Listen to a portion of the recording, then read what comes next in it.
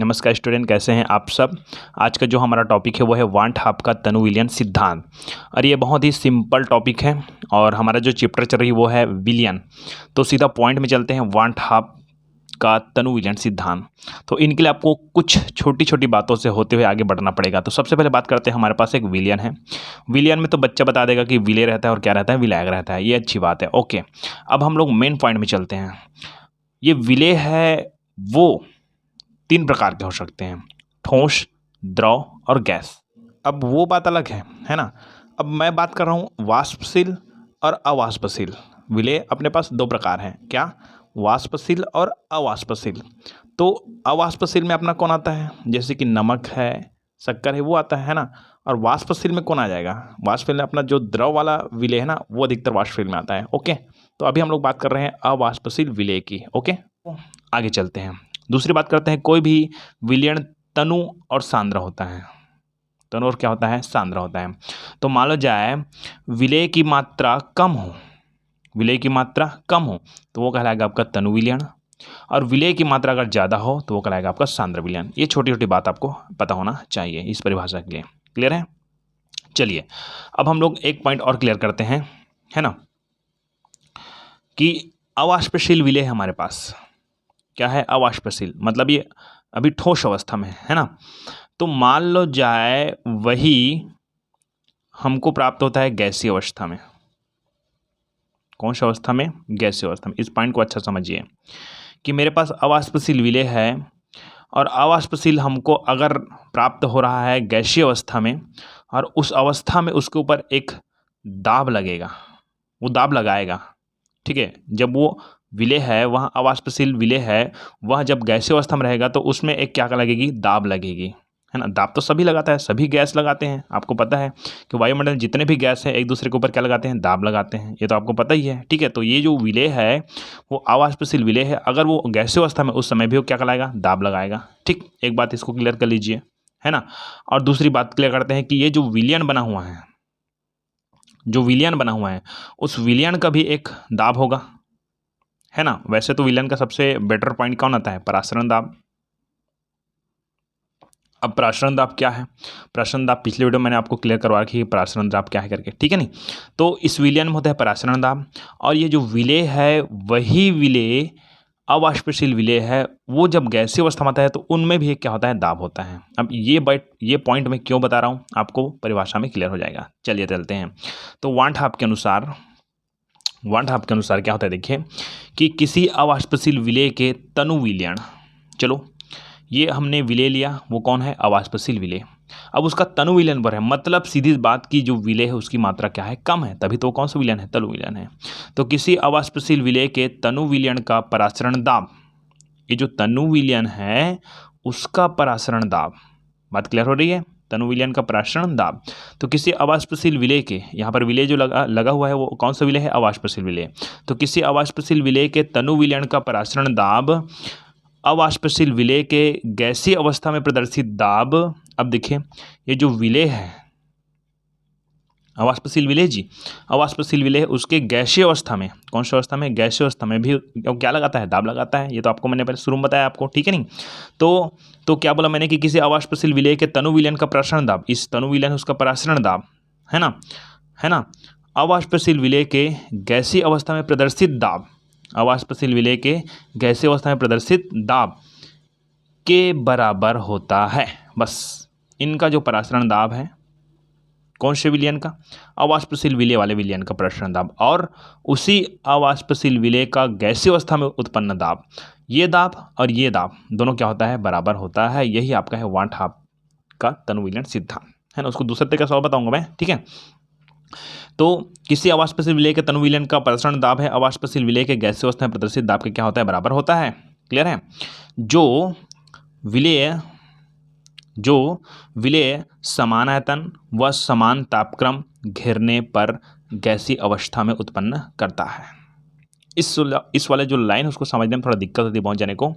यहाँ पर तो हमने बता दिया कि परासरण दाब है, ये जो तनु विलयन उसका परासरण दाब है, और उसी विलेय का अवाष्पशील विलेय का गैसीय अवस्था में जो दाब है वो दोनों जगह क्या होता है, बराबर होता है। अब ये जो लाइन क्या बोलता है कि जो विलेय समान आयतन व समान तापक्रम घिरने पर गैसीय अवस्था में उत्पन्न करता है। अब किसको उत्पन्न करता है? तो बता दूं कि जो विलेय है वो दाब उत्पन्न करता है। अभी तो बताया मैंने, दाब उत्पन्न करता है। तो यही बताया जा रहा है कि जो विलेय है वह समान आयतन में और समान तापक्रम होने पर गैसीय अवस्था में उत्पन्न करता है। ठीक है, तो क्या उत्पन्न करता है? दाब। अब इस जगह को देखो तो विलेय समान आयतन में, चलो अब मान लो जाए, मैं उदाहरण के लिए आपको बताता हूँ कि जो विलियन है वो 100 ml है।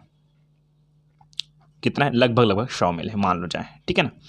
अब ये जो अवाष्पशील विलेय है वो गैसीय अवस्था में है ना, तो वो लगभग 50 मिलियन के बराबर है, मान जाए, सॉरी 50 ml के बराबर है, मान लो जाए ना। वैसे तो हम लोग गैस को ml में मापते नहीं है, बट मैं आपको समझाने के लिए तरीका बता रहा हूँ। 100 ml में, और 100 ml मेरे पास क्या है? विलियन है, और 50 ml मेरे पास है क्या है? विलेय है। वैसे आपको बता दिया ना कि जो गैसीय अवस्था में जो विलेय उसको ml में नहीं मापते हैं, ठीक है नहीं, लेकिन आपको समझने के लिए बता रहा हूँ कि 50 ml मान लो जाए। अब मान लो ना, मानने में क्या जा रहा है नहीं, ठीक है। तो 50 ml अपने पास क्या है? विलेय है। अवाष्पशील विलेय जी गैसीय अवस्था में। अगर इस सिचुएशन में देखें तो इसमें उत्पन्न जो दाब है, गैसीय अवस्था में है ये, और 50 ml बस है इसमें, और इसमें उत्पन्न जो दाब है वहाँ इस तनु विलयन के 100 ml में उत्पन्न जो दाब है, प्रसरण दाब जी, उसके बराबर नहीं हो पाएगा। क्यों नहीं हो पाएगा? क्योंकि यहाँ स्पष्ट लिखा हुआ है कि विलेय समान आयतन, जितना आयतन इस विलयन का होगा उतना आयतन किसका चाहिए? अपने को विलेय का चाहिए, है ना। समान तापक्रम मान जाए यहाँ पर 50 डिग्री सेल्सियस है, तो इधर का तापमान भी कितना होना चाहिए? 50 डिग्री सेल्सियस होना चाहिए। उसी अवस्था में समान आयतन और समान तापक्रम होने पर ही ये गैसीय अवस्था में क्या करता है? उस दाब को क्या करता है? उत्पन्न करता है। ये बात आपको समझ आ गई? रिपीट करके और सुन लीजिए कि जो विलेय, मैंने क्या बताया कि अवाष्पशील विलेय के तनु विलयन का प्रसरण दाब, तनु विलयन का कौन? प्रसरण दाब, अवाष्पशील विलेय के गैसीय अवस्था में प्रदर्शित दाब, गैसीय अवस्था में प्रदर्शित दाब के बराबर होता है। ये तो क्लियर हो गया। जो कि लिख दें, ज़्यादा बेटर रहेगा। जो कि विलेय समान आयतन व समान तापक्रम घेरने पर गैसीय अवस्था में उत्पन्न करता है। ठीक है, गैसीय अवस्था में उत्पन्न करेगा उतना ही दाब जब उसका मात्रा समान रहेगी, आयतन समान रहेगा, तापक्रम समान रहेगा, तभी ये होगा। किसके समान? विलयन के समान। तो ये है वाट हाफ के तनु विलयन सिद्धांत। अब इसको हम लोग परिभाषित करते हैं, है ना। परिभाषा में और ज़्यादा क्लियर होगी, वो तो आप सामने बोलने बस के है ना। अब ये परिभाषा के इन्वर्टेड कॉमा डाल दीजिए, मस्त, है ना। अब शुरू करते हैं कि तनु विलयन किसको बोलेंगे? अवाष्पशील विलेय युक्त वाले, अभी बताया मैंने, अवाष्पशील विलेय के तनु विलयन, है ना। तो अवाष्पशील विलेय के विलयन को हम लोग बोलेंगे तनु विलयन, जिसमें विलेय की मात्रा कम हो वही तनु विलयन कहलाता है। तो तनु विलयन का प्रसरण दाब, चलो प्रसरण दाब को हम लोग प्रदर्शित करते हैं पाई से। तनु विलयन का प्रसरण दाब उस दाब के बराबर होता है, ये जो प्रसरण दाब है उस दाब के बराबर होता है। यहाँ पर मैं दाब बस लिख देता हूँ, ठीक है। उस दाब के बराबर होता है जो विलेय वाष्प अवस्था में डालेगा। यही मतलब है, सेम जो बोल रहा हूँ वो है नहीं, सेम ये भी है, ये सेम है, बट आपको परिभाषा इसको लिखना है, ठीक है ना। वो आपको नॉर्मल ऊपर समझाने का है। तो क्या बोला मैंने कि तनु विलयन का प्रसरण दाब उस दाब के बराबर होता है जो विलेय वाष्प अवस्था में डालेगा। जो तनु विलयन उसका जो प्रसरण दाब है ना, वो उस दाब के बराबर होता है जब जो विलेय है वाष्प अवस्था में कोई दाब डालेगा। विलेय है वाष्प अवस्था में जो दाब डालेगा ना, वही दाब है उस विलयन के प्रसरण दाब के बराबर होगा। क्लियर हो गया? यही बात है, यही बोला जा रहा है कि तनु विलयन का प्रसरण दाब उस दाब के बराबर है जो विलेय वाष्प अवस्था में डालेगा जब उसका आयतन व ताप विलयन के आयतन व ताप के समान हो। सेम वही पॉइंट आ रहा है, ठीक है। इसका जो ताप है, जो विलेय का ताप है, उनका ताप, उनका आयतन पूरा किसकी तरह होना चाहिए? विलयन की तरह होना चाहिए। विलयन में कौन होता है? विलेय, और क्या होता है? विलायक होता है। लेकिन विलेय में कौन होता है? कौन? ओनली विलेय है ना। तो विलयन का मात्रा अगर 100 ml है तो विलेय की मात्रा भी 100 ml होना चाहिए, ठीक है। वैसे भी ml लाते हैं, मतलब तुलना करते हैं एक प्रकार से, ठीक है। तो ये आपका वाट हाफ का तनु विलयन सिद्धांत। क्लियर हो गया? अब यहाँ पर बात करते हैं हम, है ना, कि वाट हाफ ने तनु विलयन के प्रसरण दाब के लिए समीकरण दिया। यहाँ पर लिख देना ऊपर में, यहाँ पर जगह नहीं मेरे पास, तो यहाँ पर मैं बोल देता हूँ कि वाट हाफ ने किसी तनु विलयन के प्रसरण दाब कौन? पाई के लिए एक समीकरण दिया जिसे वाट हाफ समीकरण कहते हैं, ठीक है। अब उसका मतलब लिखोगे तो पाई वी, वैसे तो पाई बस लिखने की जरूरत होती है, but pi V equal to n R T. Okay, तो अब आप इसका मतलब समझिए पहले तो, है ना। तो ये हमारे पास पॉइंट नंबर 1 है, मतलब कहा जाए समीकरण फर्स्ट मान लेते हैं इसको, है ना। आगे अब हम लोग एक चीज़ क्लियर करने वाले हैं, देखो तो यहाँ पर जो ये पाई है वो कौन है, वी कौन है, एन कौन है, आर कौन है और ये टी कौन है ना। तो अच्छा, हम लोग ये करते हैं कि इस तरफ केवल हमको चाहिए क्या, वांट हाफ समीकरण चाहिए। तो अपने को पाई मतलब प्रसरण दाब को ज्ञात करना है ना, अपने को प्रसरण दाब ही ज्ञात करना होता है। तो आपको पता होगा कि प्रसरण दाब है वह अवाष्पशील विलेय के गैसीय अवस्था में प्रदर्शित दाब के क्या होता है, बराबर होता है। तो इसकी जरूरत नहीं है अपने को वी की जरूरत, तो वी को क्या कर देंगे, पक्षांतर करेंगे, तो ये हो जाएगा आपका प्रसरण दाब equal to n upon V R T, है ना। अब यहाँ पर एक चीज़ क्लियर करते हैं कि आपको एक चीज़ पता होना चाहिए पहले से कि C इक्वल टू क्या होता है। हमने पिछले वीडियो में आपको बताया था C इक्वल टू, ये एक्चुअली है क्या, ये आपका मोलर सांद्रण है। कहाँ पास है, C इक्वल टू मोलर सांद्रण।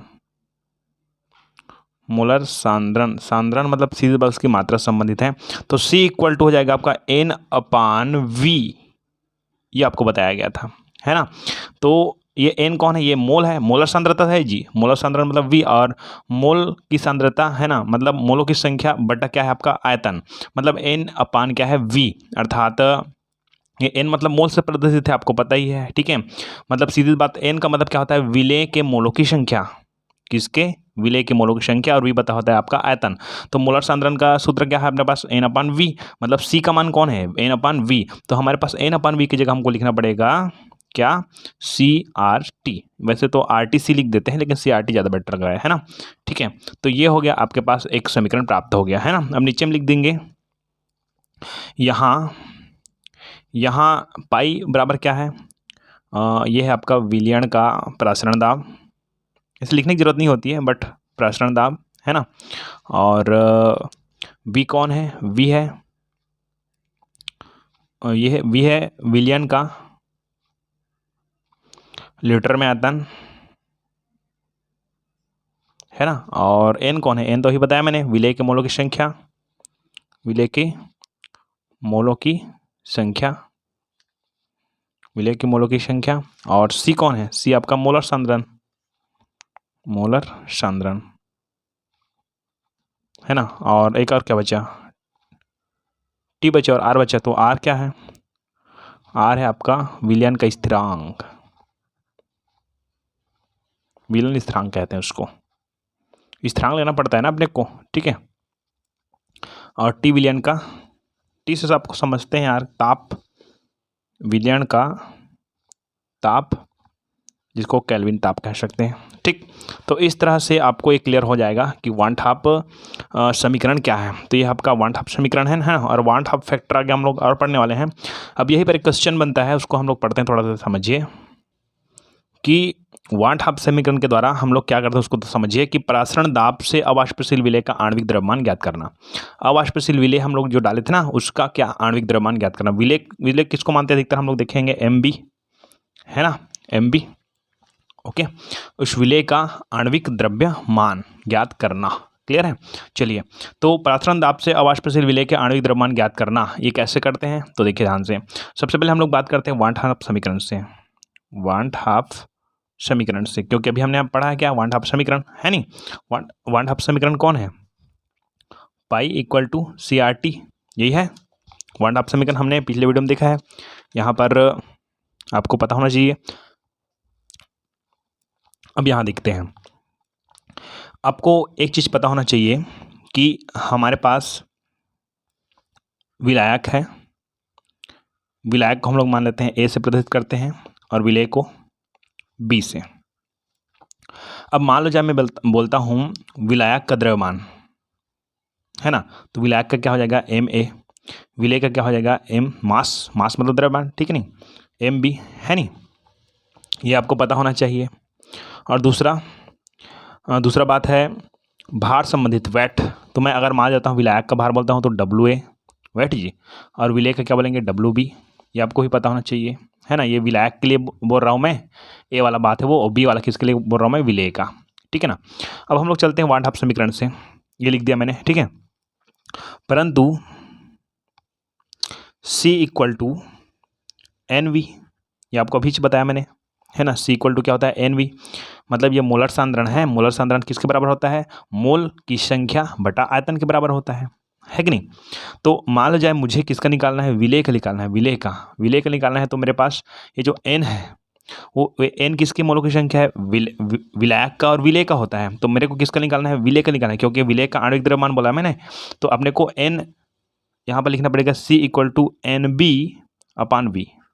क्यों ये एन बी क्यों लिखा मैंने, क्योंकि ये विलेय के बारे में लिखा रहे हैं हम लोग। ये तो इसका सूत्र हो गया, मेन हो गया ना, ठीक है। तो इसको नहीं लिख सकते हैं, क्यों, क्योंकि अपने पास यहाँ पर कोई ना कोई मान देना पड़ेगा, या तो विलायक का देना पड़ेगा या तो विलेय का। लेकिन हमको किसका लिखाना है, विलेय का, इसलिए हम लोग विलेय लिखे। विलेय मतलब बी संबंधित है, ठीक है नहीं।